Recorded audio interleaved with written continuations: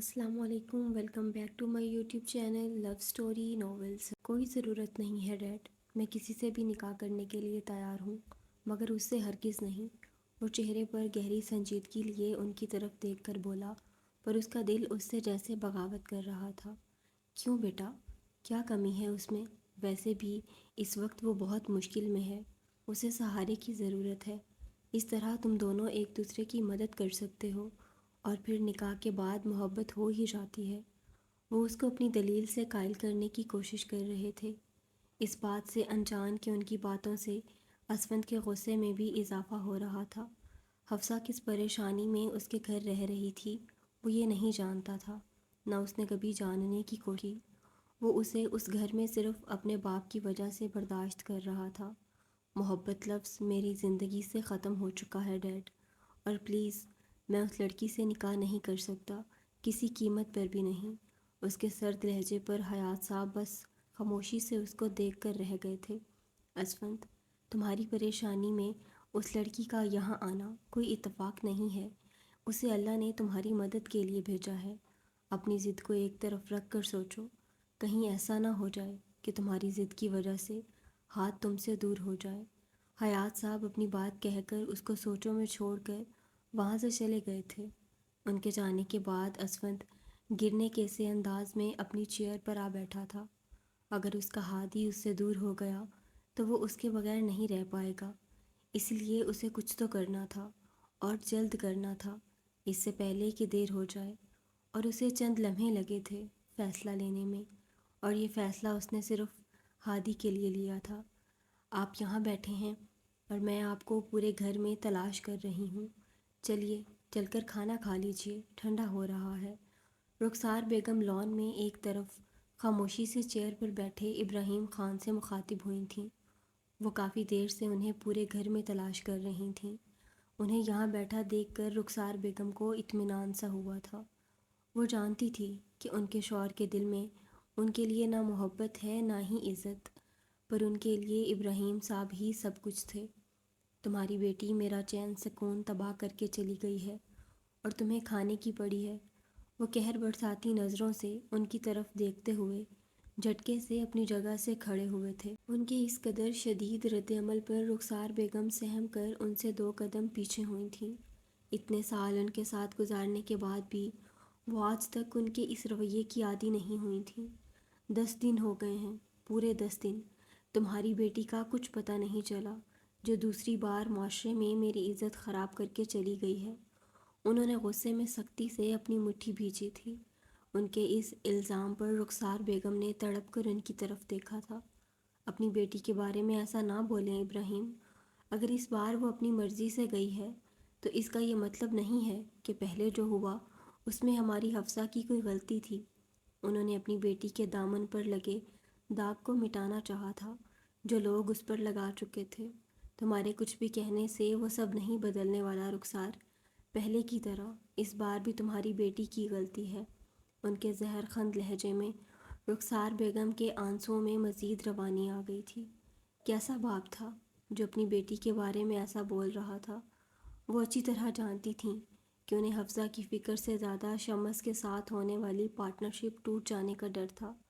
उसे तो शुक्र करना चाहिए था कि सब कुछ जानने के बावजूद भी शम्स उससे निकाह करने के लिए राज़ी है, वरना वो जो कर चुकी है उसके बाद तो कोई भी इज़्ज़तदार घर के लोग हमसे रिश्ता भी जोड़ना पसंद नहीं करेंगे। पर उस खुदगर्ज लड़की को देखो, भाग गई, अपने बाप की इज़्ज़त का भी ख्याल नहीं किया। उसने उनकी बातें किसी तीर की तरह रुखसार बेगम के दिल में लगकर उनके दिल को ज़ख्मी कर रही थीं। अपनी बेटी के बारे में ऐसा मत बोलें इब्राहिम, हमारी हफ्सा ऐसी नहीं है। आप उसके बाप होकर ऐसी बातें कैसे कर सकते हैं? उन्हें मालूम था उनका शौहर पत्थर दिल है, पर अपनी बेटी के लिए भी उनके दिल में ज़रा भी जज्बात नहीं थे। बाप हूँ, इसलिए इतना कुछ करने के बावजूद उसका कत्ल करने के बजाय मैंने उसे इस घर में रहने दिया। उसका निकाह कराने का सोचा, लेकिन नहीं, वो निकाह से भी भाग गई। अगर वो खुद एक खुदगर्ज बाप ना होते तो यकीनन अपनी बेटी की तकलीफ़ को ज़रूर समझते। यहाँ खड़े होकर रोने से अच्छा है तुम जाकर दुआ करो कि तुम्हारी बेटी मिल जाए। मैं तो शायद उसे बख्श दूँ। پر شمس نہیں بخشے گا۔ اپنی بات کہتے وہ وہاں رکے نہیں تھے، تیزی سے قدم اٹھاتے اندر کی جانب چلے گئے، جبکہ رخسار بیگم وہیں زمین پر بیٹھ کر روتی چلی گئی تھیں۔ کھڑی کیوں ہو؟ بیٹھو، کیونکہ میں جو تم سے بات کرنے والا ہوں اسے سن کر یقیناً تم مزید کھڑی نہیں رہ پاؤ گی، وہ اجنبی انداز میں کہتا اپنی ٹیبل پر رکھے پین کو لے کر اپنے ہاتھ کی انگلی میں گھمانے لگا۔ وہ جو پہلے ہی شوق کی سی کیفیت میں اس کے سامنے کھڑی تھی، اوپر سے اس کے انداز اور بات نے حفصہ کو ٹھٹکنے پر مجبور کر دیا تھا۔ حفصہ کو اس کے گھر رہتے ہوئے ہفتے سے زیادہ دن ہو گئے تھے، اور آج اس نے پہلی بار اسے خود سے مخاطب کیا تھا، بلکہ اس سے کچھ ضروری بات کرنے کے لیے اپنی اسٹڈی میں بھی بلوایا تھا، اور اب وہ حیران سی سامنے کھڑی اس کے ہاتھ میں گھومتے پین کو دیکھ رہی تھی۔ تمہیں معلوم ہے، میرے باپ نے تمہیں اپنے گھر میں اس لیے رکھا ہے کہ تم ایک اچھی لڑکی ہو، اور تم نے میرے بیٹے کی مدد کی۔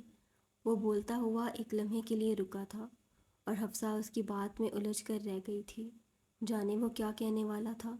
سوچو، اگر انہیں یہ معلوم ہو جائے کہ تمہارے باپ کے آدمی پورے شہر میں تمہیں تلاش کر رہے ہیں، تو شاید یہ جاننے کے بعد وہ تمہیں اس گھر میں ایک پل کے لیے رہنے نہیں دیں گے۔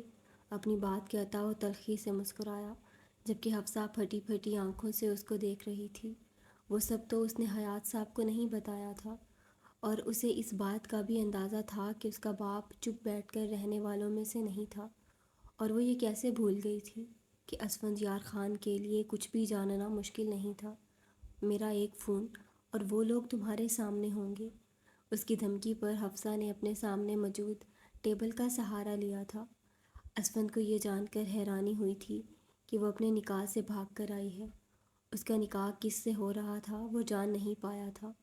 میں نے تمہارے ساتھ جو کیا، تم اس کا بدلہ لینا چاہتے ہو نا؟ وہ گرنے کے انداز میں اپنے پیچھے موجود کرسی پر بیٹھ گئی تھی۔ وہ کسی بھی حال میں وہاں سے واپس نہیں جانا چاہتی تھی۔ وہاں جانے کا سوچ کر ہی نہ رکنے والے آنسوؤں کا سلسلہ شروع ہو گیا تھا، جسے دیکھ اسفند کا دل بے چین ہوا تھا۔ رونے کے بجائے تم یہ سوچو کہ مجھے انہیں یہاں بلانے سے کیسے روک سکتی ہو۔ وہ اس کی بات کو بالکل نظر انداز کرتا اپنی چیئر سے اٹھا اور بھاری قدم اٹھاتا عین اس کی چیئر کے سامنے آ رکا تھا۔ کیسے روکوں؟ اور تم میرے روکنے سے رک جاؤ گے؟ ایک امید اور سوال کے ساتھ حفصہ نے اس کی گہری نیلی آنکھوں میں جھانکا تھا، اور اسفند کو لگا کہ اس کا دل سینے سے نکل کر باہر آ جائے گا اگر وہ اسی طرح اس کی آنکھوں میں جھانکتی رہی۔ مجھ سے نکاح کر لو، میں کسی کو کچھ نہیں بتاؤں گا۔ اپنے دونوں ہاتھ اس کی چیئر کے دونوں سائڈ پر رکھ کر وہ اسے اپنے گھیرے میں لیتا اس کے قریب جھکا تھا۔ بے تاثر چہرہ لیے وہ اس کی آنکھوں میں جھانک رہا تھا، اور اس کے الفاظ سن کر حفصہ کو لگا زمین اس کے قدموں کے نیچے سے کھسک گئی ہو۔ اگر وہ کھڑی ہوتی تو یقیناً گر جاتی۔ نکاح تو اس سے کیا جاتا ہے نا جس سے محبت ہو، یا نکاح کے بعد محبت کرنی ہو، اور یقیناً تمہارے دل میں میرے لیے محبت لفظ کا میم بھی نہیں ہوگا۔ وہ سیدھا اس کی آنکھوں میں دیکھ کر بولی۔ اس وقت وہ اس کے قریب ہی جھکا ہوا تھا، اتنا قریب کہ حفصہ کو اس کی سانسوں کی تپش اپنے چہرے پر محسوس ہو رہی تھی۔ اس کی اتنی قربت سے اس کا اپنا حلق خشک پڑتا ہوا محسوس ہو رہا تھا۔ تم نے بالکل درست فرمایا حفصہ ابراہیم خان، پر میں اپنے بیٹے سے بہت محبت کرتا ہوں۔ اس کی محبت میں ناپسندیدہ شخص سے نکاح کرنے کے لیے بھی تیار ہوں۔ وہ چہرے پر گہری سنجیدگی لیے بولا تھا۔ نظریں ابھی بھی حفصہ کے چہرے پر جمی ہوئی تھیں۔ اگر میں منع کر دوں؟ اس نے اپنے نچلے ہونٹ کو دانتوں کے نیچے دبایا تھا۔ اس کی یہ حرکت اسفند کی نظروں سے پوشیدہ نہ رہ سکی تھی۔ یہ نکاح کرنے کے علاوہ تمہارے پاس اور کوئی راستہ نہیں ہے۔ پھر بھی میں تمہیں 5 منٹ دیتا ہوں سوچنے کے لیے۔ اچھی طرح سوچ کر بتا دو۔ وہ سیدھا ہوتا ہوا بولا، اور اپنی کلائی پر بندھی گھڑی کو دیکھا، جیسے بتا رہا ہو کہ اس کا ٹائم شروع ہو چکا ہے۔ اس نے بہت دماغ سے کھیل کھیلا تھا۔ وہ حفصہ کے سامنے جھکنا نہیں چاہتا تھا، بلکہ اس نے حفصہ کو ایسی مشکل میں ڈال دیا تھا کہ وہ اب خود اس کے سامنے جھکنے پر مجبور تھی۔ کہاں لے کر جا رہے ہیں آپ مجھے؟ اس کی روئی روئی سی آواز مصطفیٰ کے کانوں میں پڑی تھی، مگر وہ اس کے سوال کو نظر انداز کرتا لمبے لمبے ڈگ بھرتا تیزی سے اس کی کلائی تھامے سیڑھیاں اتر رہا تھا، جبکہ حورین کو اس کے قدم سے قدم ملا کر چلنے میں کافی مشکل کا سامنا کرنا پڑ رہا تھا۔ میں آپ سے کچھ پوچھ رہی ہوں، کہاں لے کر جا رہے ہیں آپ مجھے؟ وہ اس کی چوڑی پشت کو دیکھتی ہوئی بولی، مگر وہ اس کے سوال کا جواب دینے کے بجائے اس کی نازک کلائی پر اپنی گرفت مزید سخت کر چکا تھا۔ اس کی سخت پکڑ سے درد کی وجہ سے حورین کے منہ سے کراس ہی نکلی تھی، جسے وہ فوراً ہی دبا گئی تھی۔ پچھلے ایک ہفتے سے دونوں کے درمیان بات چیت بالکل بند تھی۔ حورین نے داؤد صاحب سے یہ تک کہہ دیا تھا کہ اگر مصطفیٰ نے اس کا نکاح کرانے کی کوشش کی تو وہ خود کی جان لے لے گی۔ مصطفیٰ نے جب یہ سنا تو وہ سختی سے اپنے لب بھیج گیا۔ اس لڑکی کی ضد دن بدن بڑھتی ہی جا رہی تھی۔ آج اس نے سوچ لیا تھا کہ وہ اس کی ضد کو توڑ کر ہی رہے گا، اس لیے آج وہ اسے وہاں لے جا رہا تھا جہاں حورین کو جانے کی اجازت نہیں تھی۔ اگر آپ میرا نکاح زبردستی کروانے کے لیے لے جا رہے ہیں تو میں پہلے ہی کہہ رہی ہوں، اس کا انجام بالکل اچھا نہیں ہوگا، آپ پچھتاؤ۔ اس کا جملہ منہ میں ہی رہ گیا تھا جب وہ اسے اپنے ولا کے پچھلے حصے میں موجود بیسمنٹ کے سامنے آ کر روکا تھا۔ یہ وہ جگہ تھی جہاں مصطفیٰ نے اس کو آنے کی اجازت کبھی نہیں دی تھی، اور آج وہ اسے لیے یہاں کھڑا تھا۔ وہ ناسمجھی سے اس کو دیکھنے لگی۔ اندر جو ہوگا اسے دیکھ کر تم پچھتاؤ گی کہ تم نے مجھ جیسے شخص سے محبت کرنے کی غلطی کی، اور اپنا فیصلہ بدلنے میں دیر نہیں کرو گی۔ وہ ایک نظر اس کی طرف دیکھتا اس کو اپنے ساتھ کھینچتا اندر داخل ہوا تھا۔ جیسے ہی وہ اندر داخل ہوئی، پر وہاں کا منظر دیکھ کر حورین کا اندر کا سانس اندر اور باہر کا باہر رہ گیا تھا۔ سامنے ہی اس کا نیا باڈی گارڈ اور مصطفیٰ کا ایک اور آدمی اس کے پرانے والے باڈی گارڈ کو بری طرح سے پیٹ رہے تھے، جبکہ وہ کرسی پر بیٹھا درد میں کرا رہا تھا۔ حورین کو ان لوگوں سے دہشت سی محسوس ہو رہی تھی۔ پلیز مت مارو اسے، خدا کے لیے چھوڑ دو، آپ روکو ان لوگوں کو۔ وہ دہشت بھری نظر سے اپنے سامنے چلتے منظر کو دیکھ کر مصطفیٰ کی جانب مڑ کر حلق کے بل چلائی تھی، جس کی نظریں بھی اسی منظر پر تھیں۔ ایک ہاتھ اپنی پینٹ کی پاکٹ میں ڈالے وہ بڑے سکون سے کھڑا یہ سب انجوائے کر رہا تھا۔ ہی بیٹریڈ می، اور اسے اس کی سزا مل رہی ہے۔ وہ اس کے ڈر، اس کی چیخ کو نظر انداز کرتا اس کے قریب بڑھا۔ نظریں ابھی بھی اسی منظر پر تھیں جہاں اس کے دو آدمی اس شخص کو بری طرح سے پیٹ رہے تھے۔ اس کا لہجہ بالکل برف کی طرح سرد تھا، جبکہ آنکھیں قہر برسا رہی تھیں، اور وہ جانتی تھی اس کے لہجے کو، اس کے اس انداز کو۔ وہ جان چکی تھی اس وقت اسے اپنے پیچھے کھڑے اس شخص سے وحشت محسوس ہو رہی تھی۔ پلیز میری وجہ سے اس کو سزا مت دیں، یہ مر جائے گا۔ وہ اس بار روتی ہوئی اس کی جانب پلٹی۔ حورین کو لگ رہا تھا کہ یونی والے واقعے کی وجہ سے وہ اس کے پرانے والے گارڈ کو سزا دے رہا ہے، اسے تمہاری وجہ سے نہیں، اپنی گستاخی کی وجہ سے اس کو سزا مل رہی ہے۔ وہ سخت انداز میں بولتا آگے بڑھا تھا۔ حورین پر نظر رکھنے میں اس کا پرانے والا گارڈ بھی ان لوگوں سے ملا ہوا تھا۔ وہ چاہتا تو اس کو یوں ہی ختم کر دیتا، پر وہ حورین کو بتانا چاہتا تھا کہ وہ کیا ہے۔ چھوڑ دو اسے، وہ مر جائے گا۔ آپ کسی کو بھی سزا دینے کا حق نہیں رکھتے۔ اس بار اس کی آواز میں درد تھا۔ وہ اپنی نظروں کے سامنے کسی کو یوں زخمی ہوتا ہوا نہیں دیکھ سکتی تھی، جبکہ مصطفیٰ اس کی بات کو نظر انداز کرتا آگے بڑھا اور اپنے آدمی کو ہٹا کر اتنی طاقت سے اس گارڈ کے منہ پر مکہ مارا تھا کہ وہ شخص کرسی سے گر چکا تھا۔ ناک اور منہ سے خون بہنا شروع ہو چکا تھا۔ مصطفیٰ نے پاس پڑی اس لوہے کی کرسی کو اٹھایا اور حورین کی طرف دیکھا، جو دیوار سے لگی کھڑی وحشت زدہ نظروں سے اس کو دیکھ رہی تھی۔ اس لیے مصطفیٰ کا یہ روپ بالکل نیا تھا، اور مصطفیٰ بھی اس سے اپنی اصلیت چھپانا نہیں چاہتا تھا۔ وہ اسے جان بوجھ کر یہ سب دکھا رہا تھا کہ وہ کیا ہے۔ وہ اسے بتانا چاہتا تھا کہ وہ اپنی زندگی کس شخص کے ساتھ گزارنا چاہتی ہے تاکہ وہ اپنا فیصلہ بدل لے۔ اس نے پوری طاقت لگا کر وہ کرسی اس کی ٹانگوں پر ماری تھی۔ تکلیف سے وہ شخص چیخ اٹھا تھا، ساتھ ہی حورین کی چیخ بھی نکلی تھی۔ وہ دیوار کے سہارے کھڑی اپنی سسکی دبانے کی ناکام کوشش کر رہی تھی۔ مصطفیٰ اس کو روتا ہوا دیکھ کر اس کے قریب بڑھا تھا۔ یہ سب دیکھنے کے بعد کیا تم اب بھی مجھ سے محبت کر پاؤ گی؟ نہیں نا، اس لیے بول رہا تھا، اپنا فیصلہ بدل لو، ورنہ یہ سب دیکھنے کی نوبت ہی نہ آتی۔ وہ اپنی ایک انگلی سے اس کے آنسوں کو صاف کرتا ہوا بولا، نظریں اس کے خوف سے زرد پڑتے چہرے پر جمی ہوئی تھیں۔ میرے دل میں آپ کے لیے سالوں سے جو محبت ہے وہ یہ سب دیکھ کر ایک لمحے میں ختم نہیں ہوگی، اور میرا فیصلہ آخری سانس تک نہیں بدلے گا۔ وہ روتی ہوئی زمین پر بیٹھتی چلی گئی تھی۔ وہ محبت کے اس سفر پر تھی جہاں واپسی کا راستہ تھا ہی نہیں۔ اگر تمہارا یہی فیصلہ ہے تو ٹھیک ہے۔ اس نکاح کے بعد مجھ سے کسی قسم کی امید مت رکھنا تم۔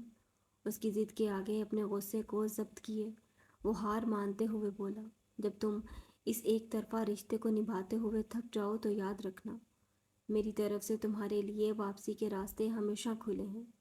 تم اس رشتے سے آزاد ہو سکتی ہو۔ وہ اپنی بات کہہ کر تیزی سے پلٹا تھا، جبکہ اس کی بات پر حورین اپنا چہرہ ہاتھوں میں چھپا کر پھوٹ پھوٹ کر رونے لگی تھی۔ وہ ڈریسنگ کے سامنے کھڑی اپنے ہاتھوں میں پہنی چوڑیاں اتار رہی تھی۔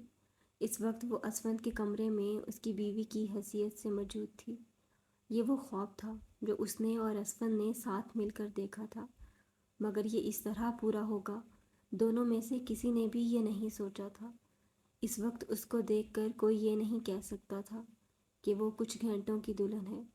ڈارک میرون کلر کی فراک جو حیات صاحب اس کے لیے لے کر آئے تھے زیب تن کیے ہوئے تھی۔ جولری کے نام پر گلے میں چین موجود تھی جو حیات صاحب نے نکاح سے پہلے تحفے میں اس کو دی تھی۔ میک اپ کے نام پر صرف لپسٹک لگائے وہ آئینے میں نظر آتے اپنے عکس کو دیکھ رہی تھی۔ تو اس نکاح سے اگر کوئی خوش تھا تو وہ ہادی تھا۔ اس خوشی کا کوئی ٹھکانہ نہیں تھا۔ نکاح کے بعد سے وہ ایک لمحے کے لیے بھی اس کے پاس سے نہیں ہٹا۔ ابھی تھوڑی دیر پہلے ہی وہ اسے اس کے کمرے میں سلا کر آئی تھی۔ ہاتھ کا خوشی سے چمکتا چہرہ سوچ کر اس کے خود کے چہرے پر ایک مسکراہٹ آئی تھی، اور تبھی واش روم کا دروازہ کھلا۔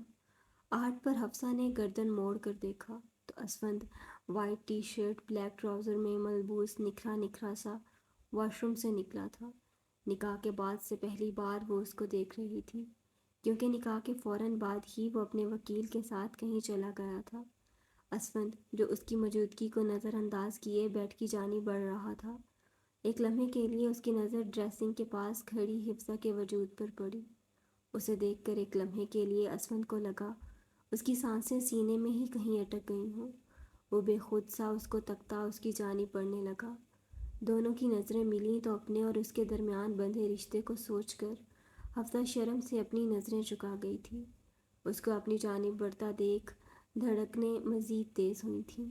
اپنی حالت پر قابو پانے کے لیے اس نے اپنے پیچھے موجود ڈریسنگ کا سہارا لیا تھا۔ وہ عین اس کے سامنے آ کھڑا ہوا اور اپنا ہاتھ اس کے چہرے کی طرف بڑھایا تو حفصہ سختی سے اپنی آنکھیں بند کر گئی تھی۔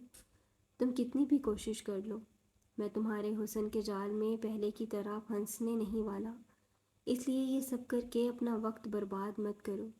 وہ اپنے انگوٹھے سے اس کی لپسٹک کو بے دردی سے صاف کرتا ہوا گہری سنجیدگی سے بولا، جبکہ نظریں اس کی بند آنکھوں پر ٹکی ہوئی تھیں۔ اس کی بات اور انگوٹھے کا لمس اپنے لبوں پر محسوس کر کے حفصہ نے فوراً اپنی آنکھیں کھولی تھیں۔ وقت میرا برباد ہوگا، تمہیں اس کی فکر کیوں ہے؟ اس نے ایسی کوئی کوشش نہیں کی تھی، پر اس کی غلط فہمی کو بھی دور نہیں کیا تھا۔ حفصہ کی بات پر اسفند زور سے ہنستا ہوا بیڈ پر آ لیٹا تھا۔ اگر ایسی بات ہے تو یہاں میرے قریب آؤ اور ایک اچھی بیوی ہونے کا فرض پورا کرو۔ وہ بیڈ پر لیٹتے ہوئے گہری نظروں سے اس کو دیکھتا ہوا بولا، اور ساتھ ہی اس کو اپنے بہت قریب بیٹھنے کا اشارہ بھی کیا تھا، جو پہلے ہی پریشان اور گھبرائی ہوئی تھی، اپنے ہاتھوں کی انگلیوں کو چٹخا رہی تھی۔ وہ اس کے بدلتے لہجے اور بات پر جھٹکے سے اس کی طرف دیکھا، جو اس پر نظریں جمائے ہوئے لیٹا تھا۔ دونوں کی نظریں ملیں۔ ایک کی نظر میں پریشانی، حیرانی تھی، پچھتاوا، نہ جانے کتنے ہی جذبات، جبکہ دوسرے کی نظریں کسی بھی قسم کے جذبات سے خالی اور سرد تھیں۔ اس کا ننھا سا دل پل میں سہما تھا۔ تم نے سنا نہیں میں نے کیا کہا؟ یہاں آؤ، یا ساری رات ایسے ہی کھڑے کھڑے گزارنے کا ارادہ ہے تمہارا، مائی ڈیئر وائف؟ اس بار وہ طنزیہ انداز میں بولتا اٹھ بیٹھا، جبکہ نظریں ابھی بھی اس پر جمی ہوئی تھیں۔ اسے کوئی شک نہیں تھا کہ وہ خوبصورت تھی، اور اس وقت نظر لگ جانے کی حد تک خوبصورت لگ رہی تھی۔ اس نے فوراً ہی اپنی سوچ کو جھٹکا تھا۔ اس کے لفظوں میں نہ جانے ایسا کیا تھا کہ وہ اس کی جانب بڑھی تھی۔ تم اور میں اچھے سے جانتے ہیں یہ شادی صرف ہادی، وہ اپنا جملہ ابھی مکمل بھی نہیں کر پائی تھی جب وہ اس کی کلائی کو اپنی گرفت میں لیتا اس کو بے دردی سے اپنے قریب کھینچ چکا تھا۔ حفصہ جو اس حملے کے لیے تیار نہ تھی، اس کی سخت گرفت سے سیدھا اس کے سینے سے آ لگی۔ نہیں، تم کچھ نہیں جانتی حفصہ اسفندیار خان، وہ اس کے دوسرے بازو پر بھی اپنی گرفت سخت کرتا ہوا بولا۔ اس کی گرفت کے ساتھ اس کے لہجے میں بھی سختی آ گئی تھی۔ اس وقت ان دونوں کے چہرے بے حد قریب تھے۔ حفصہ اس کی گرم سانسیں اپنے چہرے پر محسوس کر رہی تھی۔ دل بہت تیز رفتار سے دھڑکا تھا۔ اس نے ایک بار پھر خود کو اس کی گرفت سے آزاد کرانے کی کوشش بھی نہیں کی۔ یہ وہی شخص تھا جس کی اتنی قربت کے لیے وہ تڑپتی رہی تھی، جس کی ایک جھلک کی وہ دیوانی تھی۔ اور اگر تمہیں اس بات کی غلط فہمی ہے کہ یہ سب تمہاری وجہ سے کیا ہے تو تم بالکل غلط سوچ رہی ہو۔ اسفندیار خان کے لیے تم اب اتنی ضروری نہیں رہی۔ اس کی آنکھیں خطرناک حد تک لال ہو چکی تھیں اور اس کے لفظ حفصہ کے سینے میں کسی تیر کی طرح چبھ رہے تھے۔ ایک آنسو ٹوٹ کر اسفند کے سینے پر گرا تھا، جس کی نرمی کو اس نے محسوس کیا تھا۔ جانے کس احساس کے تحت وہ اس کے چہرے کے مزید قریب ہوا۔ نظریں اس کے کپ کپاتے لبوں پر آ ٹکیں۔ اس کا پاگل دل بغاوت کرنے کے لیے مچل رہا تھا۔ اپنی باہوں میں موجود لڑکی پر وہ سارے حق رکھتا تھا۔ ابھی وہ کوئی گستاخی کرنے ہی والا تھا جب حفصہ کی آواز سے جیسے ہوش میں آیا تھا۔ اور اگر میں کہوں کہ میرے لیے تم اب بھی اتنے ہی ضروری، اس سے پہلے کہ وہ اپنا جملہ مکمل کرتی، اگلے ہی لمحے اسے بے دردی سے دھکا دیا گیا اور وہ سیدھا فرش پر آ گری۔ خبردار، خبردار، اگر تم نے ایک لفظ بھی مزید بولا، تم جیسی لڑکی کبھی کسی کی نہیں ہو سکتی۔ وہ ایک جھٹکے میں بیڈ سے اٹھ کر اس کی طرف بڑھا تھا اور وہ زمین پر بیٹھی اس کو اپنی طرف بڑھتا ہوا دیکھنے لگی۔ اس وقت جس کی آنکھوں میں اس کے لیے صرف نفرت تھی، اپنی کچھ دیر پہلے والی بدلی ہوئی کیفیت کو حفصہ سے تو چھپا سکتا تھا مگر خود سے نہیں۔ وہ آہستہ سے قدم اٹھاتا مزید اس کے قریب ہوا اور زمین پر اس کے مقابل آ بیٹھا تھا۔ جانتی ہو، تمہاری جگہ پہلے یہاں تھی، وہ اس کا نازک ہاتھ اپنے بھاری ہاتھ میں تھام کر اپنے دل کے قریب رکھتا ہوا بولا۔ اس کا ٹوٹا لہجہ حفصہ نے بخوبی محسوس کیا تھا۔ اپنی آنسوؤں سے بھری آنکھیں بند کیے وہ اس کے دل کی دھڑکنوں کو بھی محسوس کر رہی تھی۔ اور اب تمہاری جگہ یہاں ہے جہاں تم اس وقت بیٹھی ہو۔ وہ بے دردی سے اس کا ہاتھ جھٹکتا اٹھ کھڑا ہوا اور کمرے کی لائٹ بند کرتا بیڈ پر آ لیٹا تھا۔ اس نے دوبارہ حفصہ کی طرف دیکھنے کی غلطی نہیں کی تھی۔ آج یہ لڑکی اس کا امتحان بنی ہوئی تھی۔ اپنے دل میں اتنی نفرت ہونے کے بعد بھی اس کا دل بغاوت کرنے پر اکسا رہا تھا اور وہ پھر سے اس کے سامنے ہارنا نہیں چاہتا تھا۔ وہ پچھلے آدھے گھنٹے سے اپنی انگلیوں کو موڑتی ادھر سے ادھر ٹہل رہی تھی۔ اس کے ہر ایک انداز سے گھبراہٹ اور بے چینی صاف ظاہر ہو رہی تھی، اور ہوتی بھی کیوں نہ، ابھی کچھ دیر پہلے ہی تو وہ حورین سے حورین مصطفیٰ شاہ بنی تھی۔ داؤد صاحب، اسفند اور گھر کے ملازموں کی موجودگی میں سادگی سے اس کا نکاح ہوا تھا۔ مصطفیٰ نے داؤد صاحب سے کسی بھی قسم کا انتظام کرنے سے منع کر دیا تھا۔ اس کی نظر میں یہ نکاح بھی بس ایک ذمہ داری ہی تھی جسے وہ حورین کی خوشی کے لیے پورا کر رہا تھا، اور اب وہ اپنے روم میں انجانے میں اس کا انتظار کر رہی تھی۔ اسے یقین تھا کہ وہ اس کے پاس ضرور آئے گا۔ مصطفیٰ کے آنے کا سن کر ہی اس کی دھڑکنیں تیز ہو رہی تھیں۔ اپنی محبت کو پا لینے کی خوشی اس کے چہرے پر صاف ظاہر ہو رہی تھی۔ وہ جانتی تھی مصطفیٰ اس نکاح سے خوش نہیں ہے، پر اسے پورا یقین تھا کہ وہ اپنی محبت سے اس سٹون مین کو ضرور پگھلا دے گی۔ اسے بس کچھ وقت تک انتظار کرنا تھا۔ کر لیا تم نے اپنا شوق پورا، اب تو سکون مل گیا ہوگا تمہیں۔ وہ جو بے چینی سے ٹہل رہی تھی، اس آواز پر اس کے تیزی سے چلتے قدم یکدم رکے تھے۔ آپ کس بارے میں بات کر رہی ہیں آپی؟ میں کچھ سمجھی نہیں۔ وہ ناسمجھی سے اس کی جانب دیکھتی ہوئی اس کے مقابل آ کھڑی ہوئی۔ اس نے پلٹ کر دیکھا تو مصطفیٰ کی جگہ رباب کو دروازے میں کھڑا پایا، جبکہ اس کی بات سن کر رباب طنزیہ مسکراتی ہوئی اس کی سائڈ سے نکلتی ہوئی اندر داخل ہو چکی تھی۔ اب تم اتنی بھی بچی نہیں ہو حورین کہ میری بات کو سمجھ نہ پاؤ۔ رباب اس کی طرف پلٹی اور ایک نظر اس کو دیکھا جو ابھی بھی ناسمجھی سے اس کو تک رہی تھی۔ میرے بھائی کو تو پہلے ہی تمہارے علاوہ کوئی اور نظر نہیں آتا تھا، اب تم نے اس سے نکاح کر کے مکمل طور پر اپنا بنا لیا۔ وہ بے تاثر چہرہ لیے طنزیہ انداز میں بولی، جو ہمیشہ کی طرح حورین کا मासूम दिल दुखा गया था।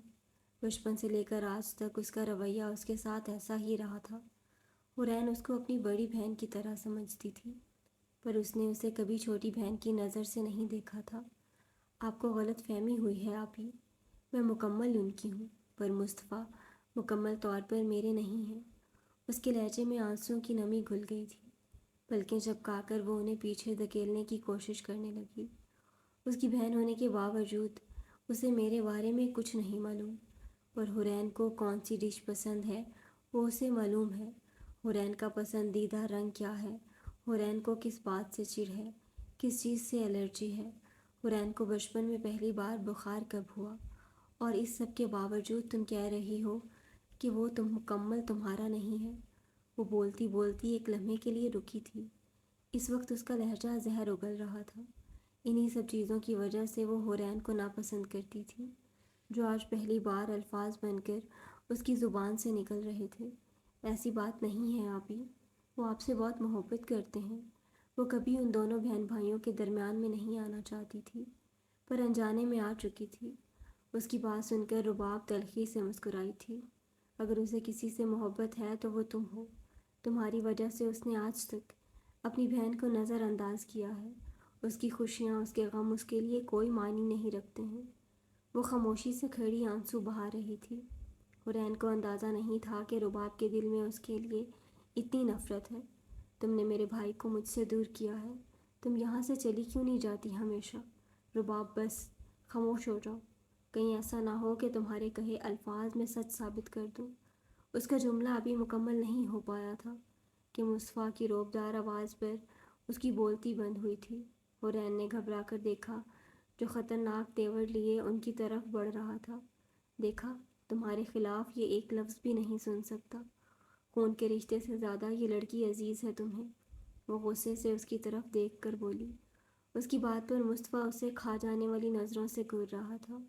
तुम मेरी बहन हो, इसलिए सब बकवास बर्दाश्त कर रहा हूँ, वरना तुम्हारी जगह कोई और होता तो उसकी गर्दन इस वक्त मेरे हाथ में होती।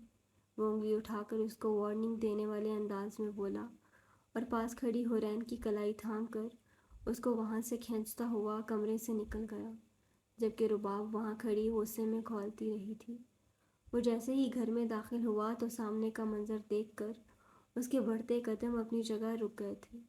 हफ्सा सोफे पर बैठी किसी बात पर खिलखिलाकर हंस रही थी। ये वही मंजर था जिसके वो ख्वाब देखता था कि जब भी वो ऑफिस से वापस आए सबसे पहले उसके मुस्कुराते चेहरे पर उसकी नज़र पड़े। आज वैसे भी वो खुशगवार मूड में था, उसके निकाह की वजह से। अब उसका केस काफ़ी मजबूत हो गया था। हाथ की कस्टडी अब उसी ही को मिलनी थी। दूसरा, हफ्सा का हंसता चेहरा एक अनजाना सा सुकून उसके अंदर उतार गया था। वो आहिस्ता से कदम उठाता उसकी तरफ बढ़ा था, जब सामने का मंजर बदला था। हफ्सा के मुस्कुराते हुए चेहरे के साथ उसकी नज़र हदीद पर पड़ी। वो उसे कुछ कहना चाह रहा था, जिस पर वो मुस्कुराते हुए उसे कहने से रोक रही थी।